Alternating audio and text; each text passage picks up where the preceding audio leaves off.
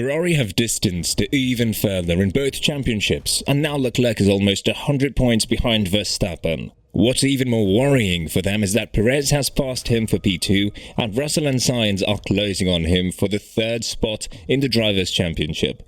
Although the team has managed to extend the lead for P2 in the Constructors' Championship, it's worth mentioning that Hamilton retired prematurely in Spa and Russell was left alone to fight both Ferrari drivers.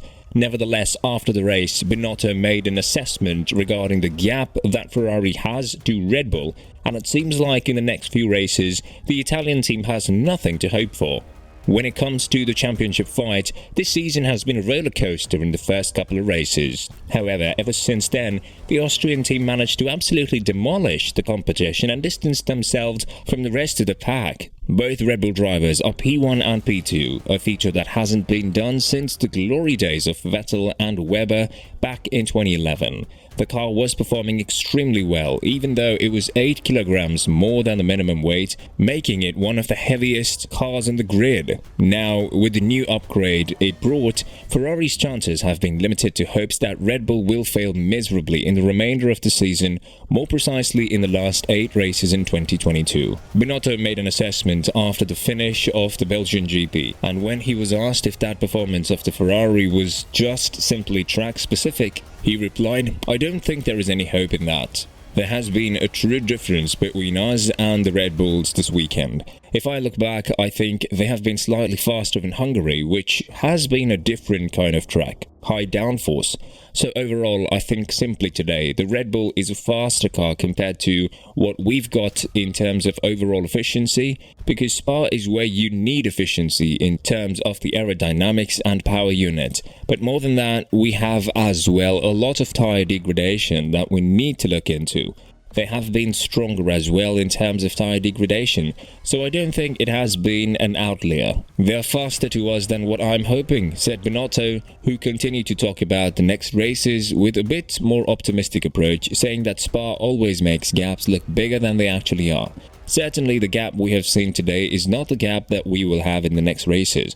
I think Spa is always amplifying the gaps because it's a long track, and whenever you've got a slight advantage in efficiency, normally it's amplified and very obvious on such a track.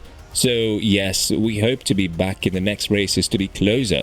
I still believe they have got a slightly faster car, but tyre degradation has been, I think, the most as well element affecting the performance of today. We need to understand it and try to address it as soon as possible because it will be important as well for the next races, finished Binotto. Leclerc was also dealt another huge blow in the championship aspirations as he had to deal with 2 difficult situations during the Spa GP. First, after Verstappen dropped the tear out of his visor, something that all drivers do when their vision is impaired, it seems to have landed right on Leclerc's brakes, causing him to enter the pits earlier during the safety car window and lose so many spots. The second one was the speeding in the pit lane when Leclerc wanted to take an additional point out of Verstappen, but he lost the place to Alonso with a 5-second penalty applied to his name. To be honest, after the start, I was quite hopeful, and then we had the tear off in the brakes, so we had to stop and start everything again. And then I knew it was going to be a difficult race from that moment onward, but P6 in the end, unfortunately, with what happened at the end, it is like this. Speeding in the pit lane is not bad luck, it's just my fault, so it's a mistake and that's that. Finished Leclerc, adding that the championship fight right now is very difficult for him and his team.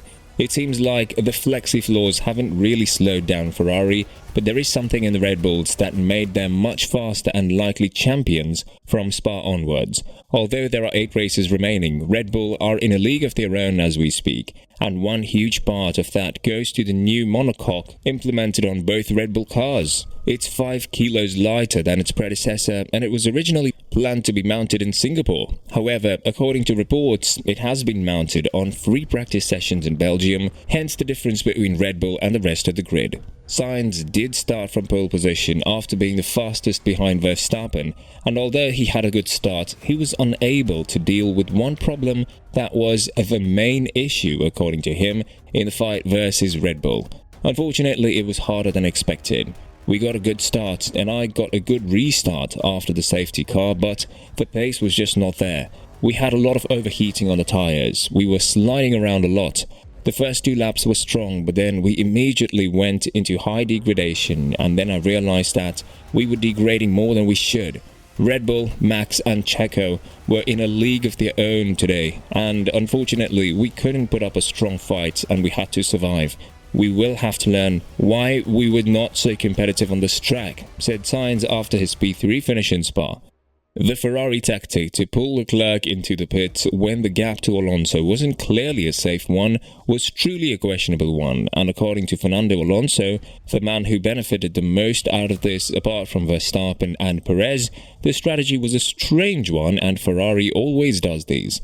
As for Binotto, he did defend the call to put in Leclerc, saying, "I think the call to stop was the right call. You need to be brave in F1. There was an opportunity for us to get the fastest lap and there was the margin on Fernando to stop and try to go for it," finished Binotto. Binotto has questioned the legality of the monocoque of Red Bull, also having a negative display when it comes to his team doing the same thing they did.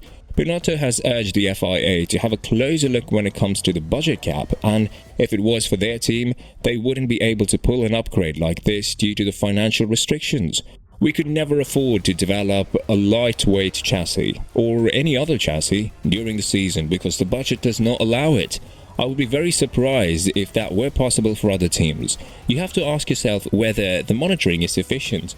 Unfortunately, very few people keep an eye on it at the FIA. That needs to improve in the future. It would be really bad if the championship were decided by the financial rules, finished Binotto. Leclerc has also spoken about the Spa outcome apart from Binotto and Sainz, adding that Red Bull are quite uncatchable at this moment and depressing Ferrari fans even further. We just haven't been fast enough this weekend, and that's the big problem more than anything. It's starting to look very difficult, especially with the pace that Red Bull has shown this weekend. But I will keep my head down, try to concentrate race by race and try to do my best. I can't wait to get to Zandvoort and get back into the car and hopefully see some progress. But before thinking about progress, we need to understand from where Red Bull's pace advantage is coming from. Now, it's a big question mark because if you look at the midfield, also the gap is more or less the same as it's been for the first part of the season. It's just Red Bull is so much quicker than everybody, finished Leclerc. Sainz believes that Ferrari will have an advantage in Zandvoort, but Red Bull will continue their domination in Italy, their home track. However, it's very unlikely that Ferrari will find a miraculous pace in 5 days, as Verstappen was literally 17 seconds ahead of the rest of the pack after grabbing the lead from P12. Imagine what would happen in the Netherlands, the home track of Verstappen, and with all the support of the Orange Army. What do you think will happen next in Zandvoort? Let us know in the comments below.